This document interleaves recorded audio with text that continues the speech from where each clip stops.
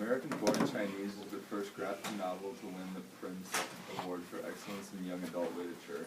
It was also a finalist for the National Book Award, another first for a graphic novel. Did you find the graphic novel format to be an effective way for Jin Yang to tell a story? Why or why not?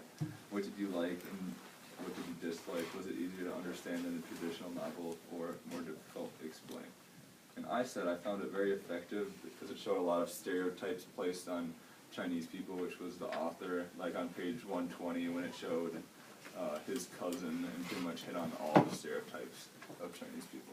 I thought it was really effective because the comic kind of setup was nice for how she had multiple stories going at once. It was easier to follow than if we were reading it like a normal book.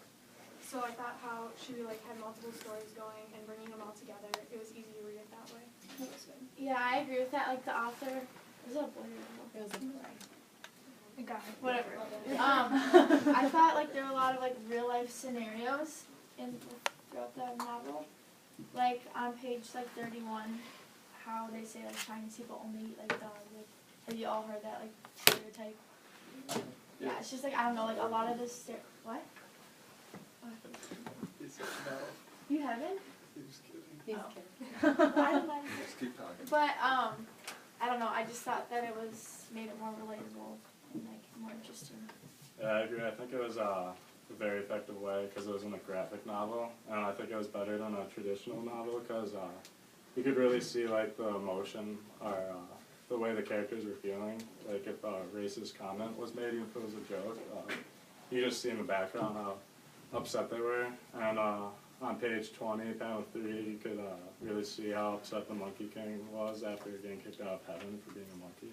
I also had that, how you can see the characters' emotions, like when Ching Ki was singing on the table in the library, and you could obviously tell Danny was pretty rattled about that. I think using a graphic novel for writing the story was very smart because a lot of people, even if they're not very good at reading, they can read a comic book. They can look at the pictures and understand what's going on.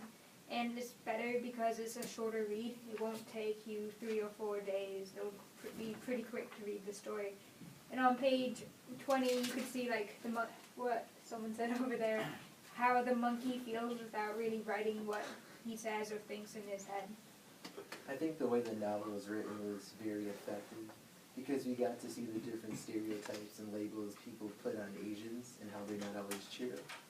An example would be page 142, panel 3, where Chin Ki is eating cat for lunch. I agree that the pictures really helped show the book and how everyone felt. And on page 194, when Jin and Danny mash up, I think it explained a lot of the book. Yeah, if this was a regular novel, it would be a lot harder to explain the stereotypes and visualizing it. Like on page 2 or 3 when he's dancing on the table, it really shows his broken English and his dance and the color of his skin. Yeah, I agree with that. Because it was written in a graphic novel, you could have kind of 3 stories going on at once. And on page 216, all kind of came together. You can see all the stories were intertwined. They weren't just 3 random stories. That was kind of cool. I did that. I agreed with Haley on page 48. It was talking about how Jin and the other Asian girl in the class would get married on her 13th birthday. It was just a typical get married young stereotype. So I think it portrayed them very well. I feel like it got the message across the same a traditional novel would, but it just when it's in a graphic novel, it makes it a lot more entertaining and you can go through it way faster. I agree. If this was in a normal book form, I don't think I would have been able to read it without being extremely bored. The only thing is, with a graphic novel, is kind of not as serious. I feel they kind of touch on a lot of serious issues, but they kind of put a joke on it. And I think it's easier to, it'll be easy to absorb and read, but at the same time, it's kind of making light of what they had to go through. I think the traditional novel would just been more boring because it'd just be another story about someone's life, and this just adds a different element to it. Yeah, I think it was important that it was in a graphic novel because on page 194 when Jin turned into Danny, in a regular novel, you couldn't really see that, and that just got a message across. He might have just viewed himself that, and he might have not actually turned into a white American. And I think having it in a graphic novel form was a very effective way to show that. I thought, okay, did you guys think it was easier or harder to read? Because I was confused. By the end of the book, I was like confused. So I don't know if it was like an effective way to do Yeah, I it. didn't like how they intertwined all the stories. Like that was how it kinda would switch weird. from like Yeah. the different. So I don't. Did you I guys feel think like I that was liked that, cause then it was like, I don't know, I feel like I get bored if I keep reading the same story, but the fact it was like switching off. I just lost track of like the characters' names. Yeah, I and feel like stuff. they Yeah, could've- literally, I had to write them down. And the all ones seems that looked, the ones that, like a lot of them looked alike too. Yeah. And you Yeah. just, I didn't really. They definitely could have done a better job at merging them. Like, it was like, Yeah. it was Danny, and then Wei Jin, and then Danny, and then Wei Jin, and then the Monkey King, but then it was like, oh, let's just mash them all together in one, like, chapter. I thought and see the if you guys ending can could have get it. been longer. Because I thought it was pretty short and brief. Like, they're like, oh yeah, they all come together, alright, done. I Yeah, thought it and could I have was been a like, lot wait, what? better too. And what's the one guy's name? The one that he like, the one that was pretending to be Wait, human? wait, what? Chen. Danny. Danny. Danny? Yeah. I felt like he just accepted that The apology white guy like who's actually evil. super quick at the end. He like showed up and he's just like, I'm really sorry for snapping at you, and the guy's just like, oh, you know, I've just been doing my own thing for 2-3 years because I hate you, and then he's just like, oh no, let's be friends again. Yeah, I thought that was weird. That was kind of weird. It's like at the very end, like in like the tea shop or whatever. It's like the Oh, final yeah. few It's pages, like page 224. He went to that coffee shop for like 2 years. Is that every day he would go? I thought it was like 40 days, but It wasn't. Was It that wasn't 1 2 year? I mean, years. either way. Well, not I even, don't think wasn't it a month? but they weren't friends for a long time. Yeah. yeah. And I really get why they were friends with that when he like realized that he was a monkey. So confusing. Really bring that up to that. I thought the graphic novel made it like super effective for us to understand the impact that racial slurs have on people that we're now like making fun of with it. Like on page 96, Jin and their friends are like at the park having a good time and they're laughing, and then 2 bullies walk by and like say a few racial slurs, and the Eminatas really showed like how embarrassed they were because they were a different race than white.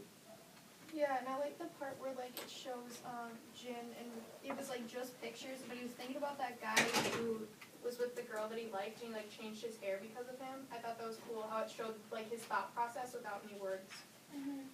Yeah, it was on page 98, like changed his hairstyle to like impress that girl or whatever.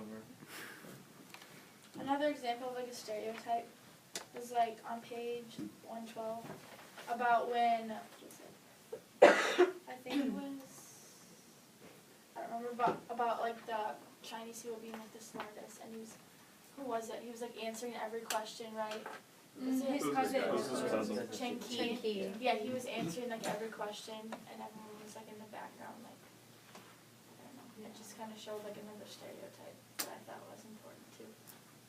And it showed the stereotypes of the teachers, like the science teacher with like Yeah, the big she beard, was- and then like the Spanish or like the world language teacher. Just, Yeah, and, like all the teachers like they could like never pronounce like their names right, and they just said like they're like from China or like they went from like Thailand or Well, I was Japan. surprised about how they included how the teacher was like, oh no, they stopped eating dogs after they moved to the U.S. It's like, wow.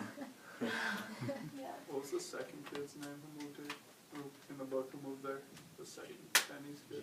the one that was actually the monkey. Wei Yeah. Chen. That was Wei Chen.